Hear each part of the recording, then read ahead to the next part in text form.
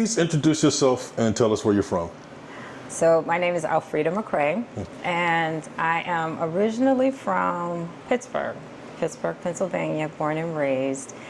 But I made my home in Washington, D.C., and I lived in D.C. area for probably about 15 years or so, and eventually made my way further north to Baltimore. Ah, Yes. nice. How long were you in Baltimore?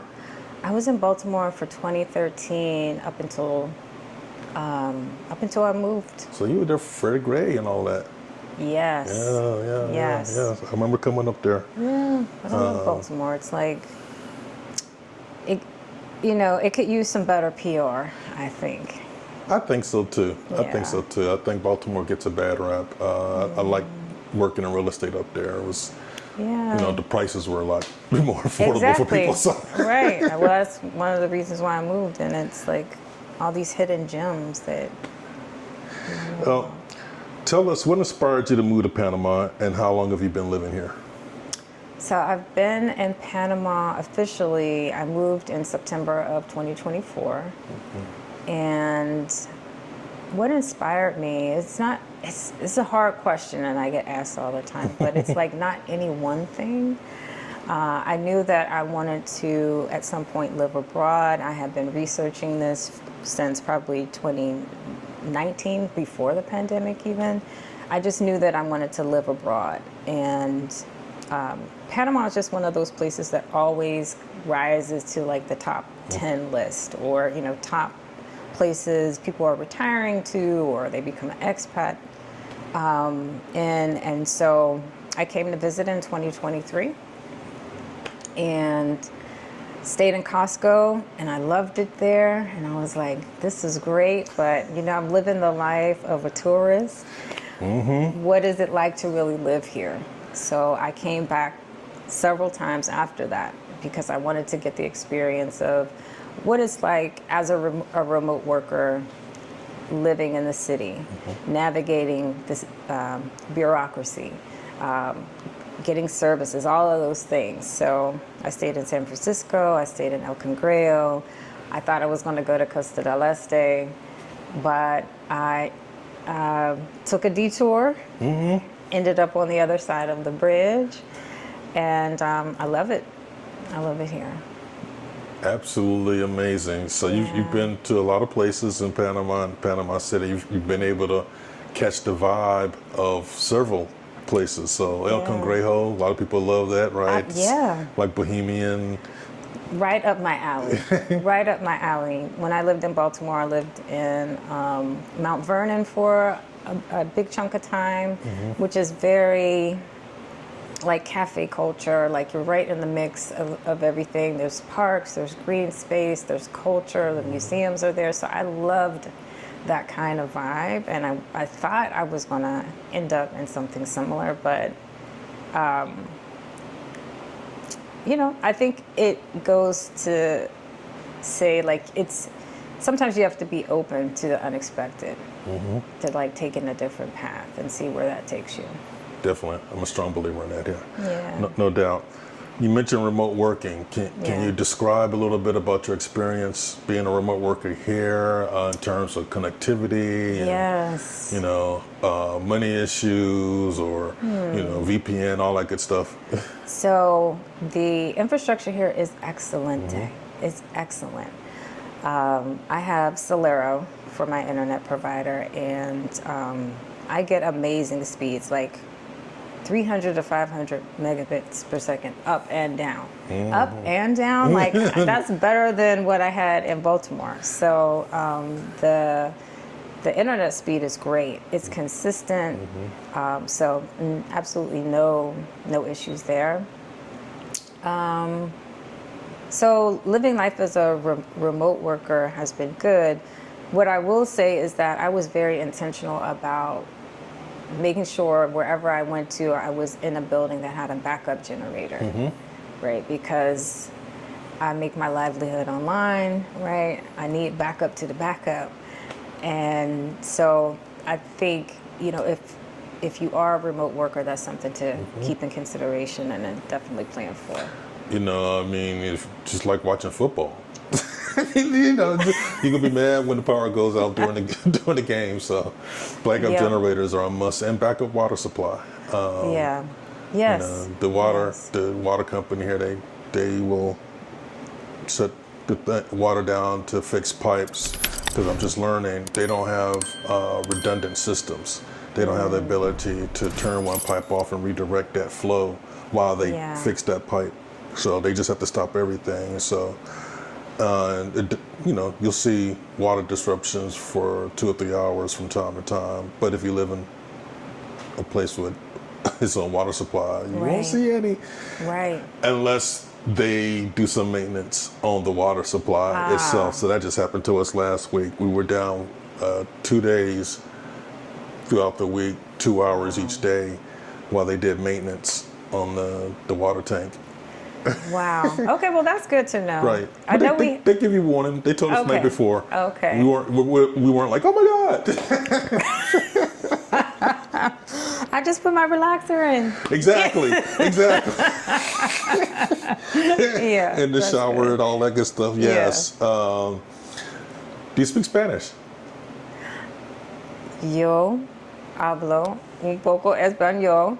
Nice. No Simpático. confluido. No confluido. Poco a poco. Right. It gets better the more that I practice. And I think that's really the key, is to be able to like not isolate yourself or not put yourself in a situation where you're only speaking English day in and day out, but to make yourself uncomfortable and speak that baby Spanish. I love it. Make yourself uncomfortable. Yes. Yeah. Yes. Go up there and order some meat from the butcher. Yes. Get her done. Go get your car serviced. Can you share any experiences that you've had with the language barrier, or maybe, or share some tips for learning the language? Tips. I think learning some sentence starters is helpful. Like you may not know a full sentence, but if you could say things like "Sabes que," like do you know that, or "Tienes que," I have to. Or you know, little phrases that'll get you so far, and then you can maybe finagle or Spanglish your way through the rest of it. Yes.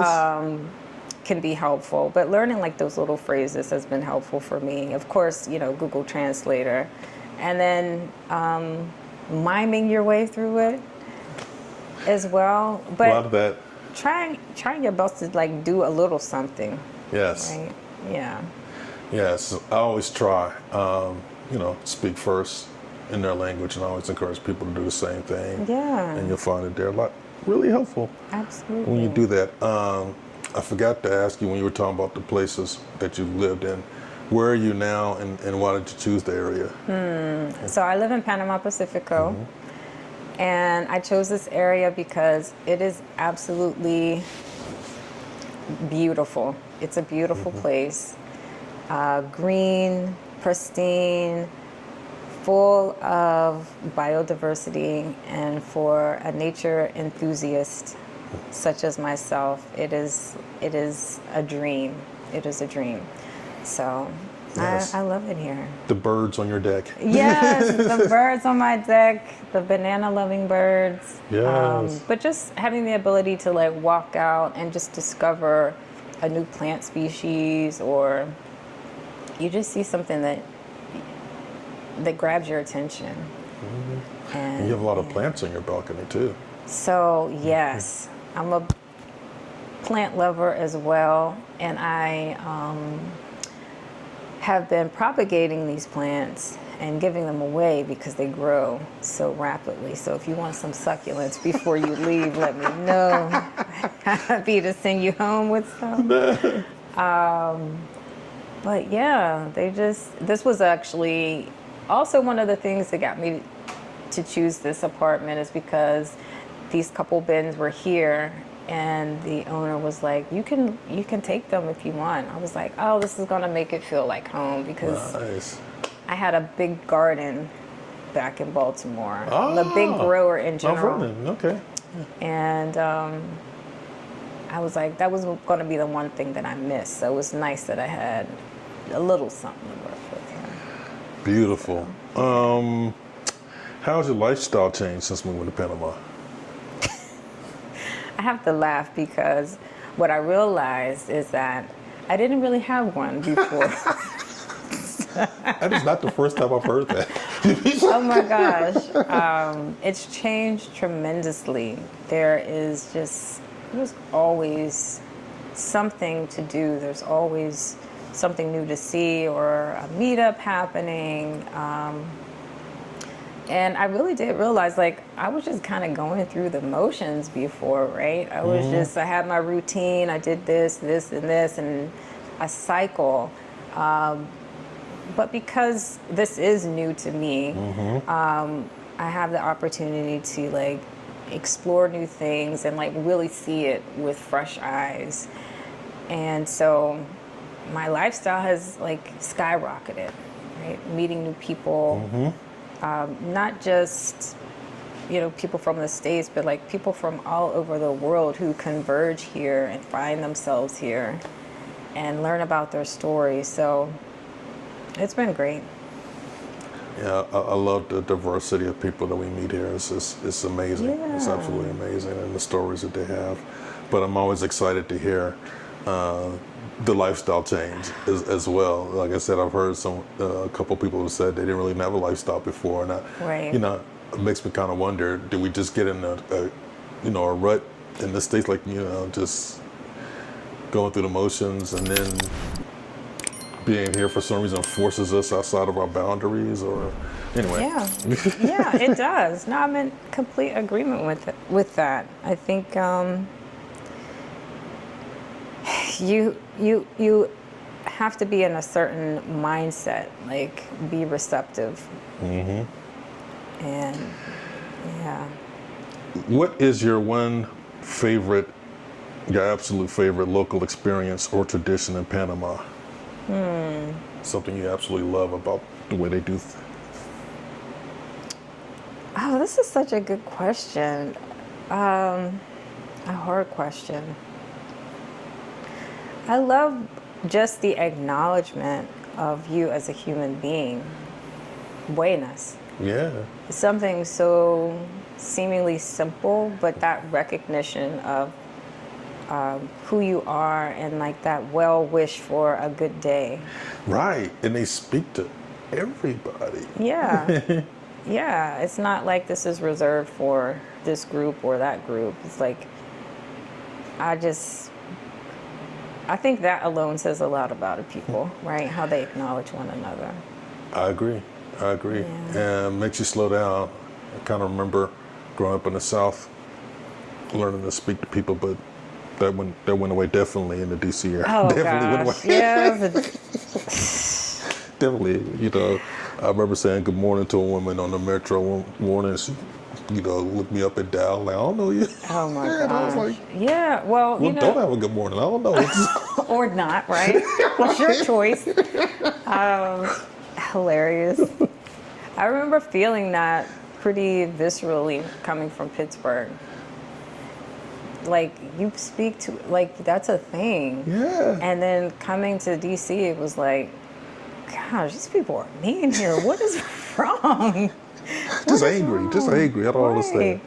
Oh, she's gonna kill me. We'll edit that part out. Right. What's your favorite Panamanian dish, and have you tried cooking it at a local cuisine? Oh my gosh. Okay, so favorite dish. Okay, let me just say, so first of all, I'm a vegetarian. Okay. I'm a vegetarian, so I am excluded from quite a few things. Right. But what I love about the cuisine I've had is the fusion, right? Like, it's a lot of different flavors coming together, and you taste that, like, intercultural mix of all people coming together in the food. I love pantacones.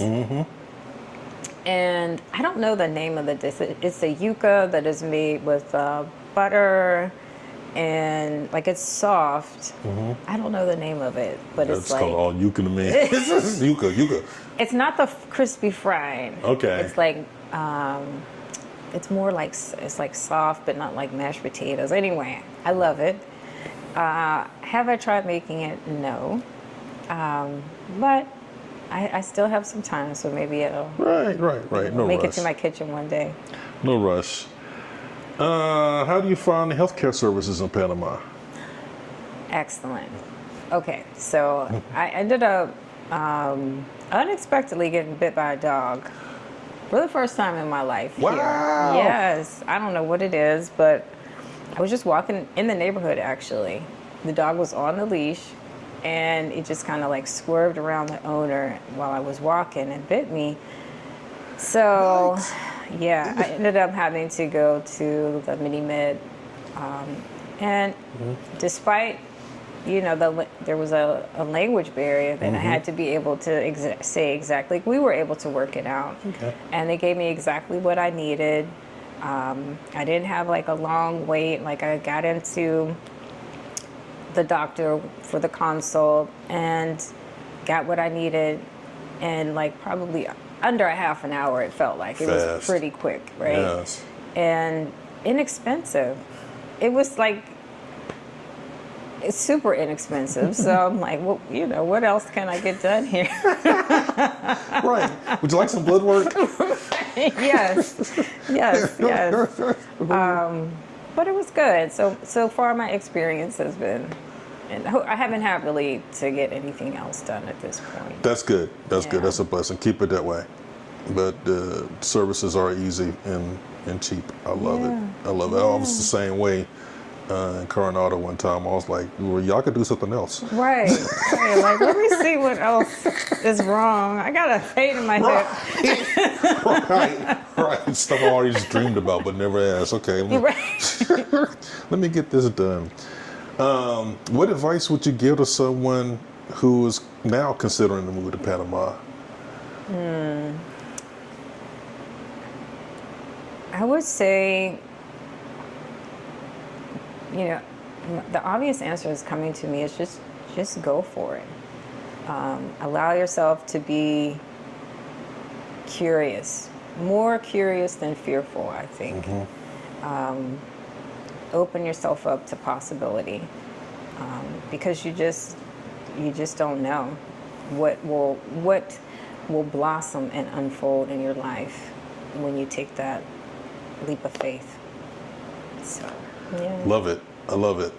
I'm kind of loath to ask this question because of how I feel about it personally, but I do realize that viewers out there are concerned and want to know, so I'm going to ask it. Oh, yes, How do it you is feel safe. about exactly? I knew it was exactly. coming. I knew it was coming. How do you feel about your safety here? Okay, I'm actually going to be quite honest and transparent. So I have in the past dealt with anxiety disorder, right? So having like a fearful kind of tendency. Okay. And you would think that, coming to another country and not knowing, like, what are you doing, Alfreda? How is this good for you? I have been transformed being here. I feel so safe. And so what I realized is that I didn't know, like being in an environment where it's so frenetic all the time, what that was doing to my nervous system, always being on alert and on guard. And it's no wonder that I had an anxiety problem. But since being here, I have had no issues. I've had no issues. I'm going to consider this. Yeah. I don't think you had an anxiety problem. I think you were a completely normal, rationally thinking human being who was just experiencing all of this input that they throw at us in the United States. I think we all had some kind of, some kind of, it's just stressful. I don't know. That's just my layman's. No, I think you're onto something there. there's a lot of stimuli, and then like you compound that with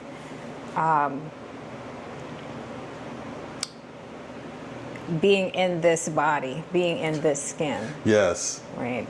Yes. And then you compound that with whatever's going on where you're living and just living life. And it's a lot. It's a lot. They throw it at you. I find myself, on social media getting pulled back in a little bit to all the concerns, especially now with the way that things are happening now. So I have to keep reminding myself, like, oh, you're in a safe place. This is why you did what you did. Right. Just pull back and keep doing what you're doing, and you're okay. You don't have to internalize, what ICE is doing or whatever's happening in Israel. Just, Yeah, actually, I think that is great advice for people who are moving here, is to maybe be aware that there are some things that they may be hooked onto that they may not be hooked onto, and be willing to like let that go. Yes. Let it go. Like, you can be concerned from afar. Exactly. Yeah. We all have to learn to let it go. I appreciate that. Yeah. And look, I want to give you a big thank you. We finally got this done. I know we had to reschedule because my crappy car, but hey, Papa Smurf is here now.